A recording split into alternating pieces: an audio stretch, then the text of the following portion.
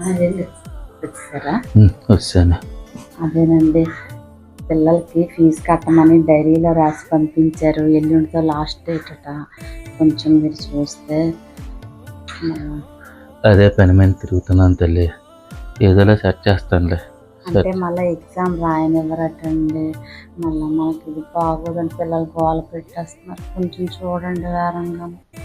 లేదు, నేను చూస్తాను, నేను చూసి చెప్తాను.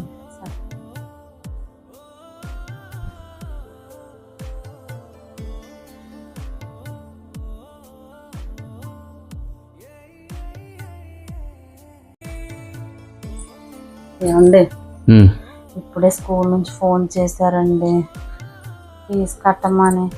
నాకేం భయం వేస్తుంది. ఏమైనా సెట్ అయ్యాయా? లేదమ్మా, ఇప్పుడు చెప్తాను అన్నాడు వాడు. వీళ్ళు జీతాల దాకా ఆగినా బాగుంది, జీతాల దాకా కూడా ఆగరు. ఈ నెలాఖరులో కట్టమంటారు ఈ ఫీజులు అయ్యి. నెలాఖరు చూస్తే మనకు ఫుల్ టైట్ అయిపోయి ఉంటుంది. ఎగ్జామ్ రాయనివ్వరట ఆ పిల్లలు. పోవాలా ఈ స్కూల్లో అంతే కదండి, కార్పొరేట్ స్కూల్లో ఎలాగను చేస్తాం చెప్పండి మరి. లేదు, నేను ఏదో ఒకటి చేస్తానులే, ఏదో ఒకటి చేసి అడ్జస్ట్ చేస్తాను. ఇప్పుడు చేస్తాను అన్నాడు ఫోను. సరే, వేరే వాళ్ళకి ఫోన్ చేస్తాను. కొద్ది డాబా మీద ఉంటాను, ఏమైనా అవసరం అయితే పిలు.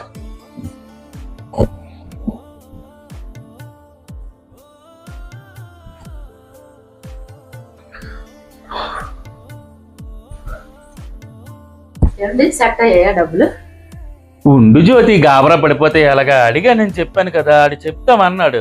కడదాంలే, ఉండు. గాబరా పడిపోతుంది అంటే ఎలా అవుతుంది? కడదామంటే అవ్వదు. వాళ్ళ ఊరు ఫోన్ మీద ఫోన్లు. ఇప్పుడు ఎగ్జామ్ రాయబట్టి పిల్లలు గోల. నాకేం బుర్ర పని చేయట్లేదు. పదని మా అమ్మాళ్ళ ఇంటికి వెళ్దాం ఇప్పుడు. మీ అమ్మాళ్ళ ఇంటికా? దేనికే? దేనికంటే వాళ్ళు మనకు కట్నం డబ్బులు ఇవ్వాలి. ₹1 కూడా ఇప్పటికి వచ్చేవాళ్ళు. అప్పుడు మీరు వద్దు వద్దు అన్నా సరే ఇస్తాం అన్నారు. నువ్వు ₹1 ఇవ్వాలి. ఇలాంటప్పుడు మనం అడగకపోతే అలాగా? పదండి. ఏంటి, ఇద్దరు పిల్లలు పుట్టేసి వాళ్ళు స్కూల్కి వెళ్ళిపోతుంటే ఇప్పుడు వెళ్ళి నాకు కట్నం డబ్బులు అని అడుగుతావా? బా, అది కాదండి, అప్పులు చేయడం ఎందుకు బయట? మనకి ఇవ్వాల్సిన మనం అడుగుదామండి. నోర్మే జ్యోతి, బుర్ర బుద్ధి లేదేట నీకేమీ? నేనే ఇప్పుడు అంటే కట్నం వెళ్ళి అడుగుతుందంట. ఈ వయసులో వాళ్ళు రామ చంద్ర కృష్ణ అనుకొని ఉన్నారు వాళ్ళు అక్కడ. నీ వెనకాతలు ఒక తమ్ముడు ఉన్నాడు, నీ పెళ్ళికే బోండెడు అప్పులు చేశాడు మీ బాబు. ఈ సచ్చినోడి నెత్తి మీద తాటిపండు పడినట్టు ఏమొచ్చి ఇప్పుడు వెళ్ళి నాకు కట్నం కావాలి నాన్న అమ్మ అని అడుగుతావా నువ్వు? ఏం మోకవే అనేది? ఇలా బుర్ర బుద్ధి లేని మాటలు నువ్వు అని. ఈ వయసులో వాళ్ళకి ప్రశాంతత కావాలి, వాళ్ళకి ఆ ప్రశాంతత కూడా లేదే. నీ తమ్ముడు చూస్తే వాళ్ళకి ఉండిపోయాడు. ఆడికి ఏదో తోవ చూపించాలి కానీ నువ్వు కాదు. ఇప్పుడు కట్నాలు వెళ్ళి అడిగి ఇంకా ఆడికి బరువు అవుతావు. తప్పు జ్యోతి, అలాంటివి ఎప్పుడు మనం చేయకూడదు. మన సమస్యను మనమే పరిష్కరించుకుందాం. ఇన్నోటి చేస్తున్నావు, పిల్లలకి ఆ మాత్రం ఫీజు కట్టుకోలేమా? ఆగు, వేరే వాళ్ళు అడిగాను. ఇప్పుడు ఇస్తే వరే జీతాలకు ఇచ్చేస్తానరా అని చెప్పాను.